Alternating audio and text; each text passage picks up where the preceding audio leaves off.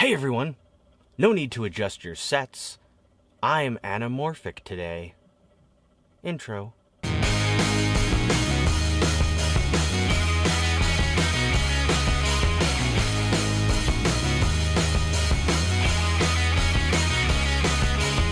So, how am I anamorphic today? Well, I am shooting this with the Panasonic LA7200, which is an anamorphic adapter that was originally designed to turn 4:3 footage into 16:9. But when it's put on a camera that's shooting 16:9, you get widescreen anamorphic.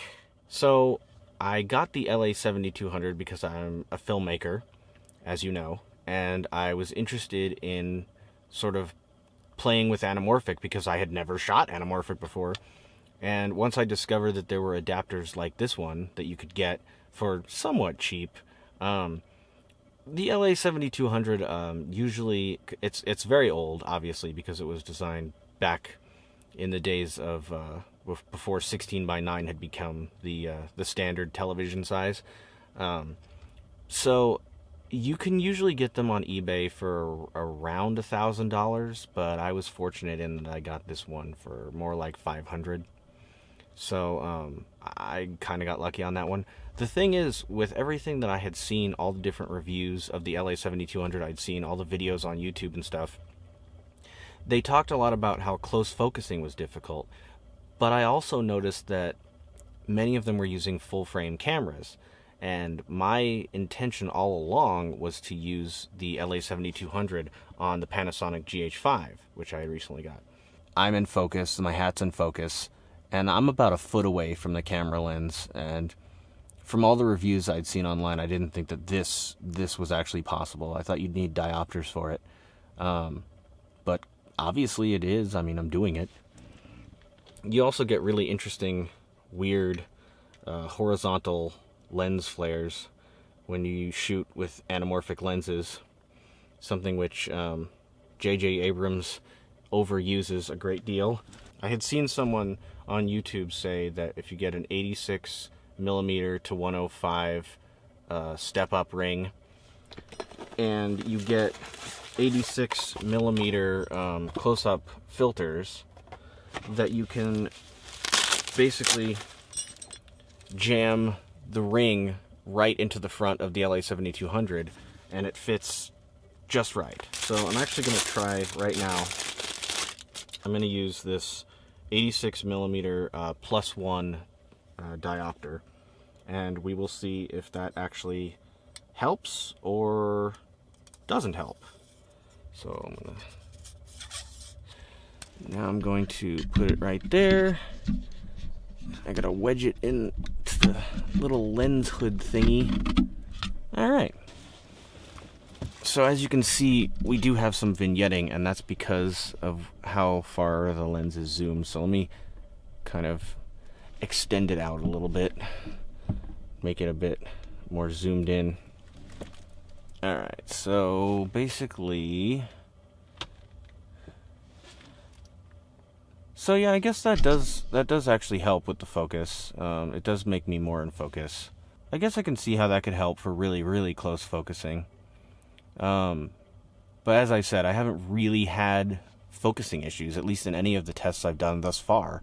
But I can definitely see how using these close-up filters could help you if you wanted to get this close. So far, I really enjoy the LA7200.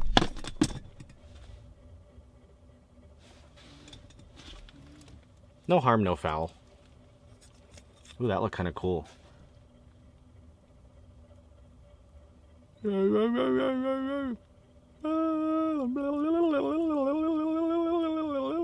So as you saw, this fell. So be careful when taking it out, especially if you were, because I'm just in my bedroom, so it just hit the carpet. That's not going to do anything. But if you were, you know, say you were in the kitchen or outside, you could damage these. These weren't very expensive, but still, I'd hate to have to buy new ones and wait for the shipping and all that business right after I got them. So it might be a good idea to be very careful, because again, when you use this system, when you use the 86 millimeter close-up filters along with the 86 to 105 step-up ring, it's just basically just kind of jammed in there. It's not in there perfectly. There is another YouTuber who does just anamorphic reviews, who has invented sort of a filter front for the LA7200. It's a bit pricey for me, but I can put a link in the description to his channel, and you can just check it out. He does some really amazing reviews on anamorphic lenses. So this is what the LA7200 actually looks like. Obviously I'm not shooting with it right now, so we're no longer in anamorphic. So when I was shooting with it, I was using this zoom lens, and it's a 14 to 140. You can't get too far zoomed in with the LA7200. If you zoom in too far, you'll lose focus. Also, you can't really shoot wide open with your aperture with the LA7200. Which is fine, because this lens only goes to like f4, which is fine. f4 is usually okay, but you might even have to stop down even more to keep everything in focus. You can see on the back here of the LA7200 that I have a small adapter ring. I believe it is a step-down ring. It's 77 to 72. Another YouTuber recommended putting that on there because there's a slight sort of recess on the mount. And then there's this little screw here that once you unscrew that, the whole back part can rotate around so that you can line up the anamorphic so it's completely straight. One good way to do that is to shine a bright light directly into the front, and then you can line up the horizontal lens flare, and that's a good way to make sure that the adapter is on straight, because if it's not, it's going to look kind of funky. This is the set of diopters that I got, and here's the lenses themselves, and this is the ring that I used to basically sort of just kind of shove them into the front of the lens element, and then basically you just kind of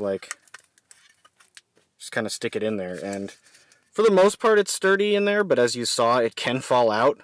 So yeah, it's not the best, most ideal setup in the entire world, but it does work. So far I'm really enjoying using the LA7200 with the GH5 and just kind of experimenting with shooting with anamorphic. The interesting thing though is that the LA7200 is a 133 stretch, which when you shoot 16:9 will give you almost cinemascope aspect ratio. The GH5 has several anamorphic modes on it, but unfortunately it would require a 2x stretch in order to really make it anamorphic. If you shoot with them, you're getting a 4:3 square image, and so if you shot with the LA7200 or any anamorphic adapter that had the 133 stretch, you would just get 16:9, and why not just shoot 16:9? So in order to use any 133 stretch anamorphic adapter on the GH5, you can't use any of the anamorphic modes. You can use the D-squeeze option with the viewfinder, which I'm using now. It helps you to see what the hell your footage is actually going to look like. So you have to shoot in either, regular HD, or you can shoot, if you shoot Cinema 4K, that will give you, I think, classic cinemascope aspect ratio, and if you shoot regular 4K or UHD, then you will get I forget what the numbers are, but it's basically not as wide as cinemascope, but it's more in line with what's shot nowadays. I hope this video has been helpful to you if you're considering getting the LA7200 or the GH5, or both. They're both awesome, and they're a great combination together, and so far I am very pleased. So anyways, yeah, that's the LA7200 with the GH5. Find me on the internets. I'm all over the damn internets. I'm on the Instagrams, I'm on the Twitters, I'm on the Facebooks, all over the damn internets. So yeah, follow me on there and subscribe, and have a fantastic day.